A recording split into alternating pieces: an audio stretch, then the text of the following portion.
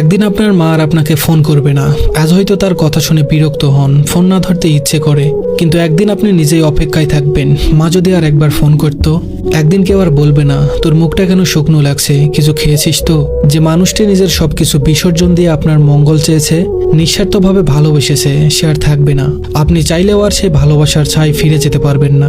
একদিন আপনার ভুলগুলোর জন্য কেউ আর শাসন করবে না। আজ হয়তো রাগ লাগে, বিরক্ত হন, কিন্তু সেই শাসনই একদিন অভাব হয়ে বুকে চেপে বসবে। একদিন যে ঘরে ঢুকলেই মা আপনার পছন্দের খাবার নিয়ে হাসি মুখে অপেক্ষা করতেন, সেই ঘরটি শুষণ পড়ে থাকবে। সেখানে খাবার থাকবে, রান্নার গন্ধ থাকবে, কিন্তু যে ভালোবাসা সবকিছুকে প্রাণ দিত, সেটি আর থাকবে না। একদিন আপনাকে দরজার কাছে দাঁড়িয়ে বিদায় জানিয়ে কেউ আর চেয়ে থাকবে না। আপনার পায়ের আওয়াজ মিলিয়ে যাওয়া পর্যন্ত অপেক্ষা করবে না। একদিন তার কণ্ঠস্বর চিরতরে থেমে যাবে। একদিন আপনি তাকে ডাকার জন্য চিৎকার করবেন, কিন্তু কোনো জবাব পাবেন না। তার হাতে মাথায় হাত বুলিয়ে দেওয়ার আর কেউ থাকবে না। রাত জেগে আপনার জন্য চিন্তা করার মানুষটি আর থাকবে না, যতই ব্যস্ত থাকুন না কেন।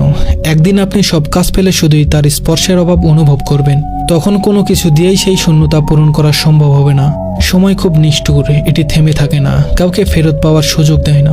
একদিন শুধু স্মৃতির মধ্যে তাকে খুঁজতে হবে, তার পুরনো গলার স্বর রেকর্ডে শোনার চেষ্টা করতে হবে, পুরনো ছবিগুলো হাতে নিয়ে বোবা কান্না করতে হবে, কিন্তু কিছুই আর ফিরবে না, কেউ আর ফিরে আসবে না। আপনি কেবল অনুভব করবেন আপনার ভিতরে এক বিশাল শূন্যতা, যা কখনোই আর পূরণ হবে না। ধন্যবাদ সবাইকে।